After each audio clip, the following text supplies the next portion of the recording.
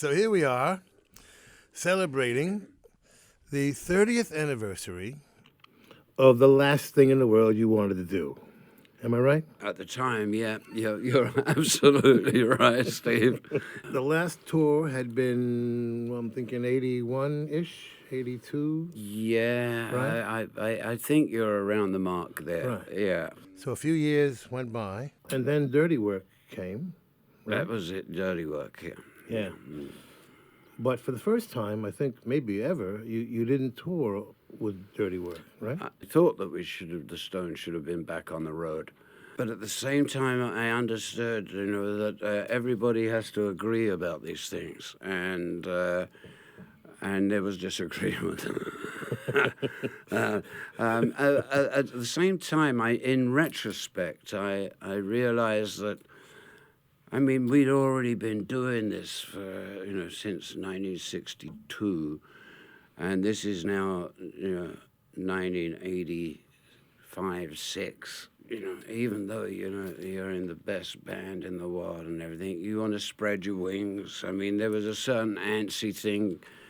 I didn't feel it so much probably as Mick, but, Mick obviously did. And wanted to branch out and wanted to take some time off, And really, you used the time well because you did the Chuck Berry film, right? Yeah, Aretha Franklin. Aretha Franklin was first, first, yeah. right. In order to connect this, I'd like to say, that it was Charlie Watts that said to me, it looks like we've got some time off. If you're going to work outside of this, Steve Jordan is the man. And I took sort of Charlie's message to heart, and suddenly the Aretha Franklin Jumpin' Jack Flash title, it was a Whoopi Goldberg movie. Right. Bless her. Yeah. And I love you, girl. Yeah, me too. So they came to you to do the theme. So Steve and I sort of hooked on that gig. Immediately after that, in came this thing that you don't believe is going to be dangled in front of you. Chuck Berry is going to make a movie. Taylor Hackford is making it, and would I be the musical director, which is a big name for like putting a band together. During that making of the movie, because I know the other half of Chuck's genius was Johnny Johnson, the piano player. Yeah. I also knew, and it's weirdly enough, from another member of the Stones, and I will call him that, Ian Stewart, who was actually probably the catalyst of the Stones in the first place, who was their piano player. And weirdly enough, he died in 86, but just before he died, this is kind of weird, but Keith, never forget that Johnny Johnson is alive and playing in St. Louis. So bearing this in mind when I got together with Chuck, and I know that Chuck and Johnny have been on the outs, whatever. Nobody's on the ins with Chuck for long. Bless his heart. He's a tough cookie, man. He turned to me and said,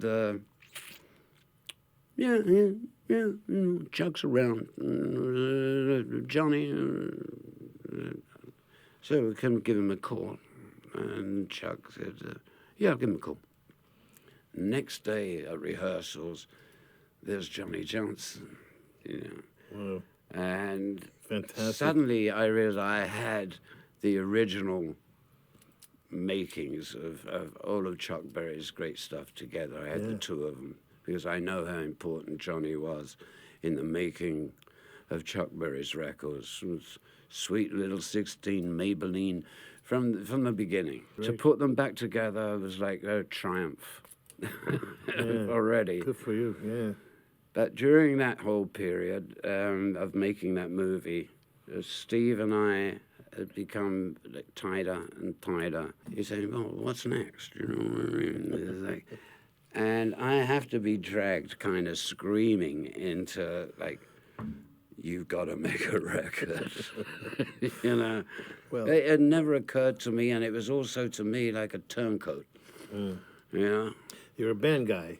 Yeah, You know. yeah, and I had one great band, one of the greatest bands in the damn world, and I saying, yeah, you don't screw this up, man. You know, it's like that. All of my energy and whatever I've got had always been into like Stones. You know, I've never considered myself a front man, I think, because as you know and I know, the job of the guitar player is actually. It's a lot cooler. It's a better than job. being the front. It's a better job, you know. What I It's mean? not as much like, work. I don't want to be out there all the time. Like, you know, I can like make my moves in and out, and like, you know, and do my stuff. We can talk to the audience all night, you know. Yeah, We're fooling around. whatever, you know. I know.